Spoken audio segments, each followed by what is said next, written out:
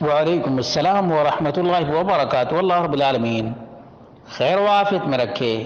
سوال ایک حدیث کی تشریح کے سلسلے میں ہے کہ رسول اکرم صلی اللہ علیہ وسلم نے فرمایا، ان للہ عند کل فطر عتقاء وذلک فی کل لیلہ۔ اللہ تعالی ہر افطار کے وقت کچھ لوگوں کو آزاد فرماتا ہے، اور یہ رمضان کی ہر رات میں ہوتا ہے۔ یہ مسند احمد اور ترمذی میں ہے۔ ترمذی میں 682 ہے، ابن ماجہ میں 1642 ہے۔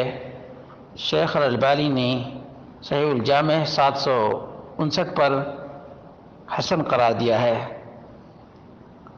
مسند احمد میں 21698 ہے اور ابن ماجہ میں 1643 ہے۔ شیخ الالبانی نے اس کو صحیح قرار دیا ہے۔ اس کا معنی اور مفہوم بالکل واضح ہے، اور وہ یہ ہے کہ اللہ رب العالمین نے روزہ کی بڑی اہمیت رکھی ہے، اور روزہ کی وجہ سے گناہ معاف ہوتے ہیں، جہنم سے آزادی ملتی ہے، کیونکہ روزہ میں آدمی اللہ رب العالمین سے خاص مراقبہ کرتا ہے، اپنے نفس کو بھوکا رکھتا ہے، شہوات اور خواہشات سے روکتا ہے اللہ رب العالمین کے ڈر سے۔ اسی لیے اللہ رب العالمین یہ بدلہ اور اجر عطا فرماتا ہے۔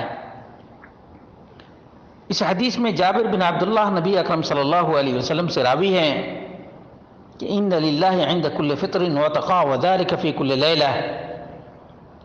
اللہ رب العالمین آگ سے نجات عطا فرماتا ہے۔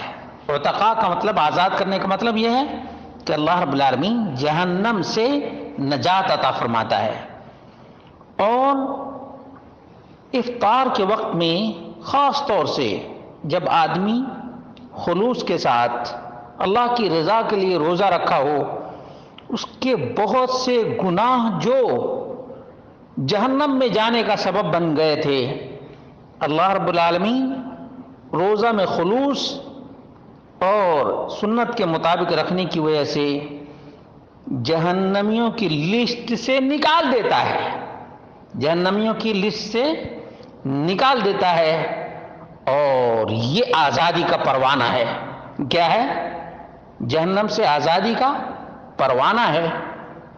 اس لیے مسلمانوں اور مومنوں، روزہ ایسے رکھو کہ نہ اس میں دکھاوا ہو اور نہ ریاکاری ہو، بلکہ اللہ کے لیے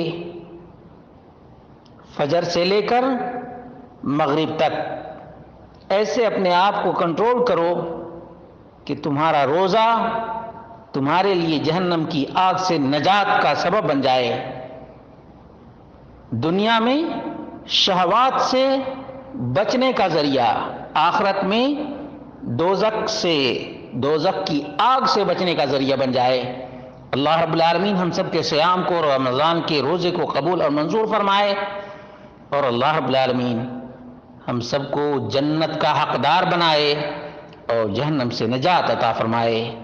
رمضان کی ہر رات میں اللہ رب العالمین روزے دار کو روزہ قبول کر کے اور جہنم سے آزادی عطا کرتا ہے۔